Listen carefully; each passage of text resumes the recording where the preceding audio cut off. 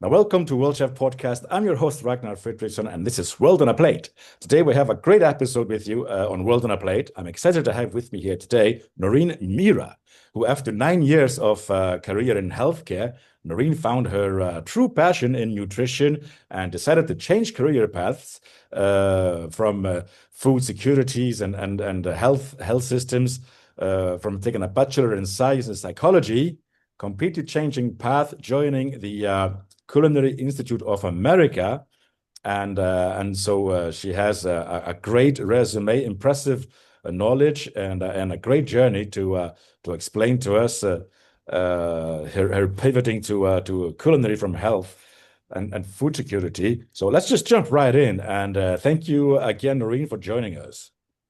Thank you so much for having me. It's such an honor and pleasure to be here, and I'm excited to tell you guys a little bit of, what drives me and what I'm really passionate about in the food industry.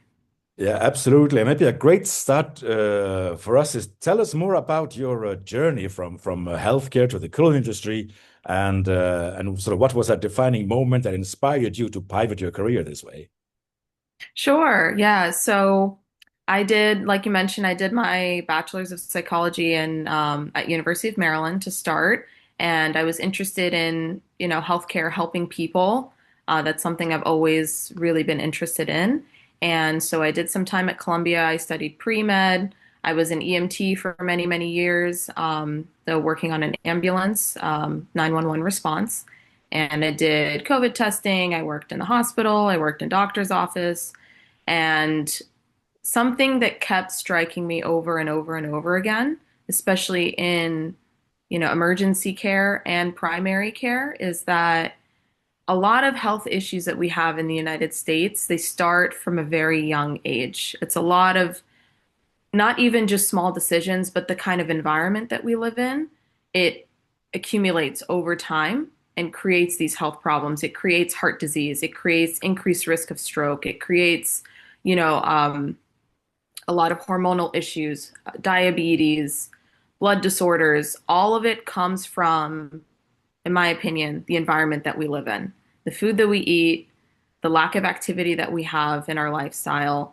And I think working in healthcare, it just came to a head during COVID, where I was really, I was at home a lot. I lost like one of my jobs and I was trying to figure out what to do, applying for schools. And I was like, what are we doing? What am I doing? I really want to help people. And it starts from the way we eat. I really think that that's such an important thing. And I said, enough is enough. I really need to learn about food. I've always loved cooking, always been interested in trying to be a chef and working in the food industry. I said, life is short. Everything is chaos. I might as well do what I'm passionate about and see where it's going to take me. And I think that there's a big intersection between food and health. That's the nutrition space, that's the food insecurity space. And that's really what drove me to go to the Culinary Institute. I did a couple of years there. I finished my bachelor's there and I started working. And I'm working now at the Boca Raton in Florida in an Italian restaurant as a line cook, just trying to get experience and really take the time personally to continue learning about food insecurity and nutrition. Because I think a lot of people in the policy space maybe don't have food experience, they have policy experience. And I think we need to bring, the amazing knowledge that chefs have and the experience that they have into the space where they're making decisions about food. And that's what I'm doing now. Excellent. Yeah, and so for our listeners to understand the relationship between nutrition and health, can you give us a concrete example of an illness that is driven by lack of access to high quality foods in your experience? Yeah, sure. I think one of the first things I think of are cardiovascular diseases, heart diseases. That's really the biggest, you find the biggest relationship between a diet high in trans fat and cardiovascular disease. So trans fat, it's industrially created, they change the chemical structure of the fat, and that the way our body processes it is not great. There's no really nutritional benefit to trans fat. And it's in foods that are like fried, a lot of like margarine, things like that. And The fat clings to our artery walls, it creates plaque, and it tightens the opening for the blood flow. And that decreased blood flow, it increases your blood pressure. It can increase the strain on your heart, which over time weakens the heart muscles. Also, parts of the plaque can come loose at any time, and that can create a clot in your arteries, in your vessels, in your brain. That can create a stroke, create heart attack. And that's one of the leading causes of death from unhealthy diet or lack of access to healthy foods in the world. It's common across our entire population. That's something we see a lot in the US too. It's one of the leading causes of death, especially for men under 50. So it's something that I saw a lot as an EMT, a lot of heart attacks, a lot of strokes.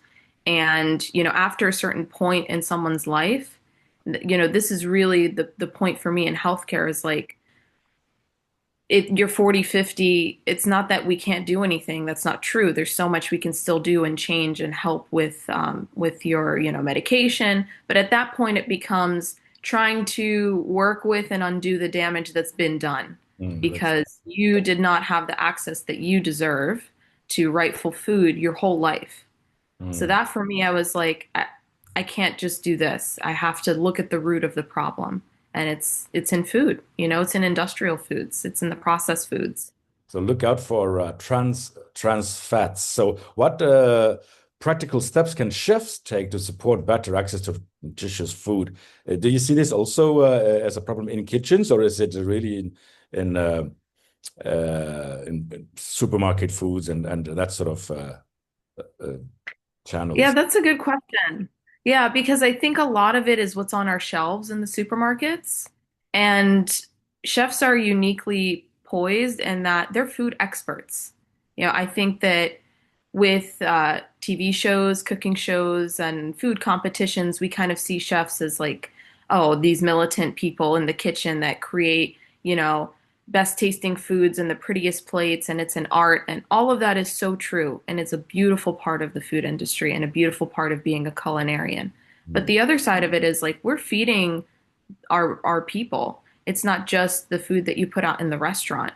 Maybe you can, as a chef, there are little things that we can do, to kind of create a better relationship for people with their food. Introducing local ingredients, heirloom ingredients. You need to care about where you're sourcing your vegetables, where you're sourcing your proteins. Are you offering a diverse menu? Are there vegetarian options? Or is everything just filled with salt and butter, and that's how you're flavoring your food? We have herbs, we have citrus, we have spices. Using those things to create delicious meals instead of just mounting butter and more butter and more butter and more butter, and then putting a bunch of salt to counteract all of the butter to bring out the flavors. There are other ways to create beautiful meals. And, by doing that, you're supporting your local community too. You connect with farmers, local cheesemakers, there's a lot in our locality, especially in the US. I live in Florida. We have a lot of agriculture here. California has a lot of agriculture. When I was at the Culinary Institute in the Hudson Valley up in New York, big agriculture, stone fruit, honey, all of that kind of thing. So where you're sourcing your food is important, but also what are you doing to bring out flavor in your food? Are we just adding fat? Or are we being creative and using spices and herbs and citrus and whole grains to create something that's still really delicious, but Mm. it's better for the customer at the end of the day? Yeah, absolutely. So basically be aware of what you're putting in your own plate in your kitchen. But you also mentioned something interesting. It's inciting and maybe raising awareness and motivating our communities to get back into the kitchen, for the family meals and how we Yeah. select our products from the shelf in the supermarkets to Absolutely. As a chef, you're a leader in your kitchen. You can also take the time to teach your cooks about these topics. Taking the time to talk about ingredients, talk about where they're sourced from, where we derive flavor from, the importance of balancing the plate so we're not too heavy on starch or even too heavy on protein. We still have fiber. Something that I notice when I go out to eat as a customer or a guest. I'm like, where are the vegetables? I want to eat vegetables. It's not just a side salad that's, covered in ranch, or I love Caesar dressing, don't get me wrong, but we have to look at the nutritional profile too. We need to eat things that have a lot of nutrition density, the nutrients, the minerals, the vitamins. It's it's simple in the solution, but I think enacting it day to day, month to month, year to year is what's hard. And it can be as simple as teaching a class to your community and at the community center once a month. You're already creating, positive change. You're giving people the information. I think a lot of home cooks and just regular lay people are scared to get in the kitchen. I've noticed that a lot. I don't know how to cook. I don't know what to do. I'm gonna burn it. It's gonna taste bad. It's okay. You probably are gonna burn it once or twice. Chefs have done it too. We make mistakes and we learn from it and we just get better and better and better. And you get more comfortable feeding yourself and feeding your family. And, as chefs, we can give people that information too and share it online, share it on your social media, teach a local class, teach your cooks, talk to your management if you work at corporate. How can we bring a more diverse menu to our guests? You know, No, absolutely. And you raise an interesting point because earlier you spoke about celebrity chefs having all this media power and on television. But really, with social media, any chef at any position, he's working even more if you are working in school canteen, hospital canteens, even that is even more important that you can reach your community through a simple social media content yeah, and that be an influencer, but a positive influencer in a sense. absolutely, So absolutely. for any chef can have that sort of impact. And at World Chefs, we do have actually very interesting programs, something called Food Heroes, and we Mm, on International Chefs Day, we have these toolkits that our chefs can take out and connect with their local primary schools and make an appointment in the primary schools with the teacher that they come in their chef uniform, maybe with some samples of fruits and vegetables, and just to sort of give a little bit of hands-on to the younger mm, generation between 8 and 12-year-old, sort of make it playful. We have a playbook that they can use to identify fruits and what they are for, and vegetables indeed, to help them understand the importance of healthy, sustainable diet, but also delicious food. It all starts with the pleasure of eating, doesn't it? it does. It does. Food is like the biggest love language that is just it's across every culture and every country. It's an easy way to show love. And so connecting kids with that, especially the next generation from a very young age, helping them understand, that's awesome. I love that Food Heroes program. That's great. Yeah, you can find it out now on the worldchef.org website. We have both on the Feed the Planet section, the Food Heroes, and yeah, we try to ensure that all of our chefs are doing something in their community around International Chef's Day, that is in 20th of October every year. And we have a new toolkit just came out, and it's great for our audience to be aware of that. It's yeah, it's anybody can have an impact, and you don't need to have a whole media machinery behind you. Exactly. No, exactly. And that's a great example of an easy way to, connect with your community and kind of, shorten that gap, that food insecurity gap, just giving people a little bit of education, giving them someone they can ask a question to. And especially with kids in schools. That's awesome. Exactly. And so, yeah, I mean, you take to heart the food security and the nutrition part of the food, but also you do talk a lot about food waste as well. And from your experience as a chef, as a line cook, what are some of the simple ways that chefs can do to reduce food waste in the kitchen? Where do you start? What are your advice? Oh yeah. I mean, the first step is always awareness, right? If you're not aware of how we're wasting food, I urge you to look it up. I mean, it's almost 40%. 40% of the food we produce in the United States ends up in the landfill. and a lot of it is in restaurants and hotels. And, just as a cook, it breaks my heart sometimes. I know sometimes no way around it because of like different food safety standards and freshness and quality. That's really important. But I think creating recipes where you can utilize the whole ingredient is really important.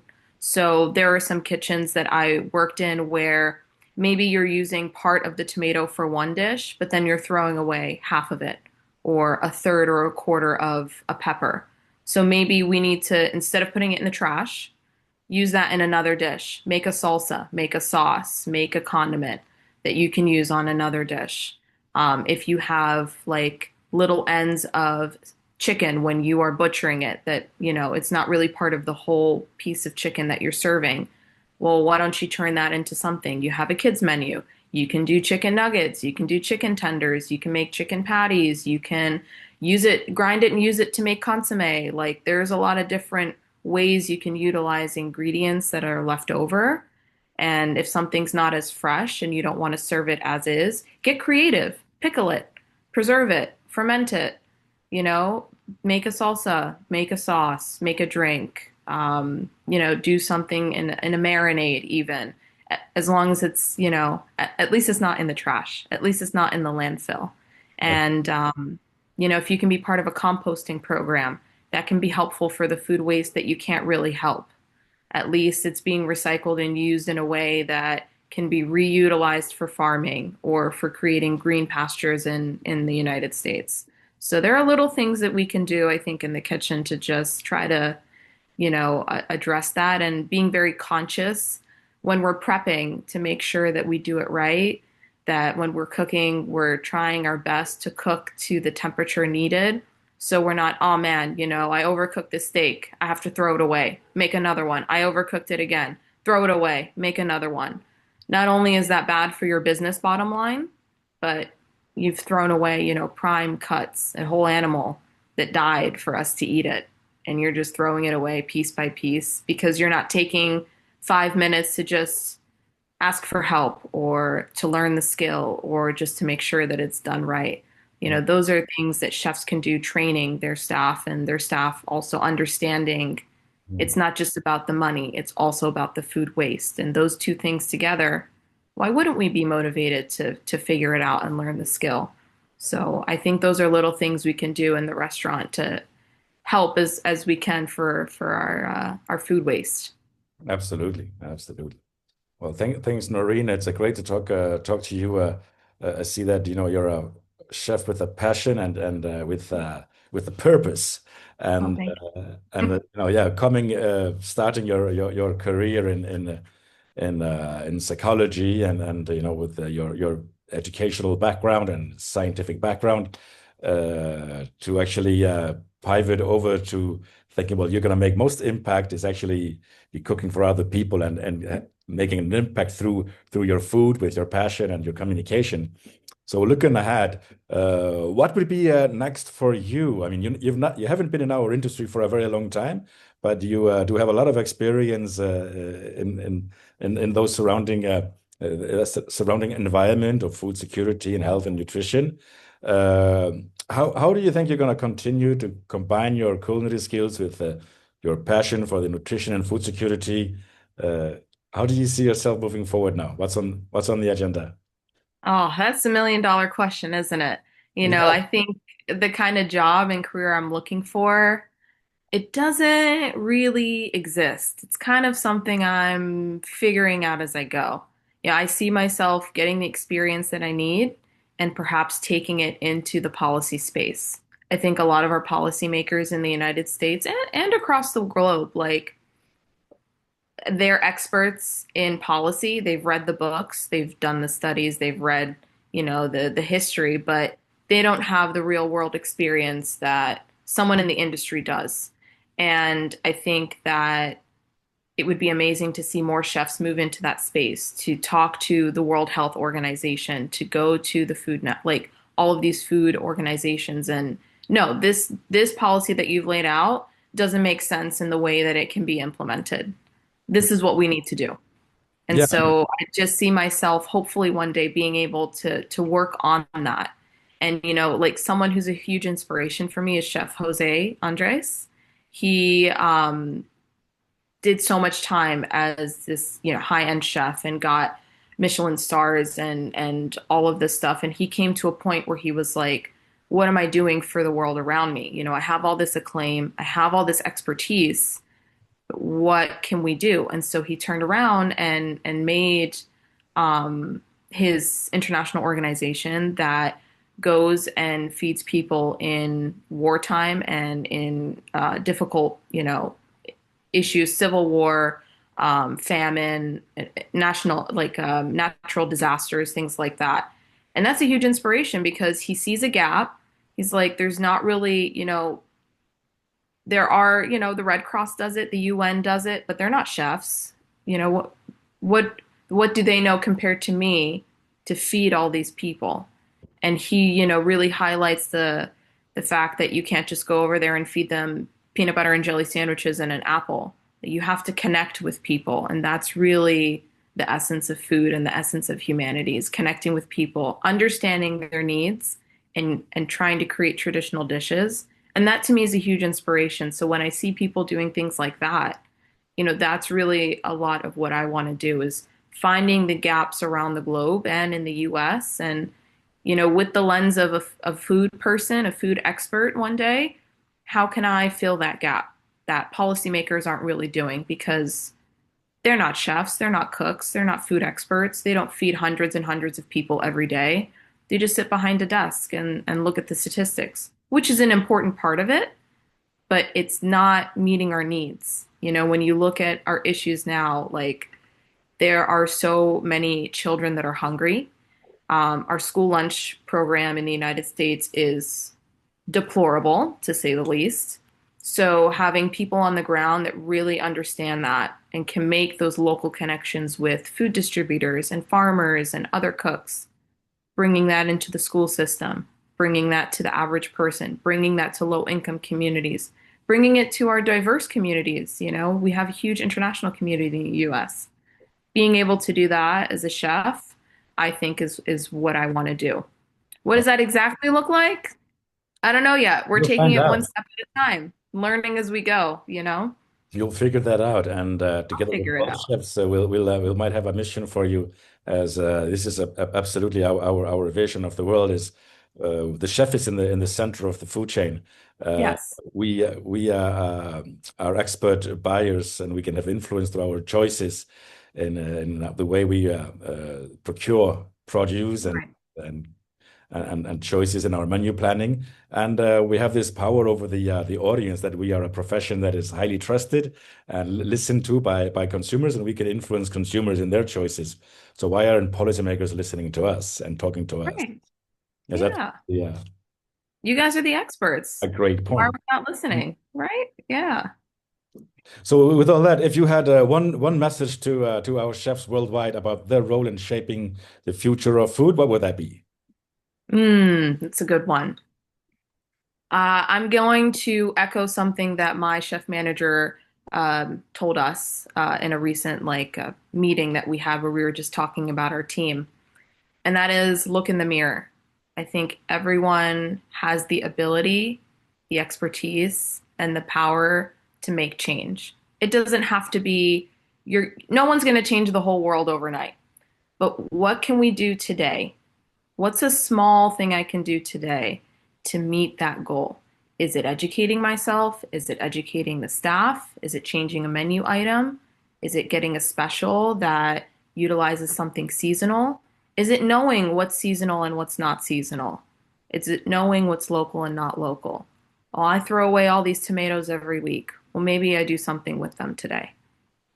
So I think just looking at ourselves, and we have a lot of power. Each person has so much freedom to do we have the freedom to do a lot of different decisions. So just looking in the mirror and say, well, what can I do? You guys as chefs, you guys are food experts. You're creative, you're intelligent, you're resourceful, you're great at thinking on your feet. It's amazing to watch and something I really admire about chefs and something that really drew me into the food industry from the side of culinary arts. Use it. You have it. Use it. Thank you, Noreen. Thank you. Those are great words, and we'd love to follow what you're doing in the future. I don't know if you are active on social media. You have anywhere where people can follow you and see what you're doing? Yeah, so I'm not super on social media. It's part of my modern purge. You know, I'm not on Instagram, I'm not on TikTok. But you can find me on LinkedIn. You can find me on our podcast that I do with Isaiah and Chef Lamb, the Jedi Chef meets the Dragon Warrior Chef. You can find that on YouTube and on Spotify. Yeah, You're also welcome to, contact me personally any way that you can find me. that's a great idea. We'll put the your podcast on our podcast page so our listeners can find you. German and Ashay already have been both of them on this podcast and talking about different topics. And you make a great team. And definitely, we need chefs like you that are inspiring and have a purpose, really to drive forward our profession and professional pride. So I want to thank you again for coming on the podcast, and we'll stay in contact. And I wish you Yes, thank all the you. best. Thank you so much for having me. It was a true pleasure, and I, really love the things that World Association of Chefs is doing. So everyone take a look at their page. What they're doing is incredible. It's an easy way for you to get involved. Absolutely. So thank you all for listening. You're listening to Well Chef Podcast. I'm your host, Ragnar Fredriksson. This is World on a Plate. And this is our this week's a great episode with Noreen Mira. And well, thank you all. Take care. See you next time. Bye bye.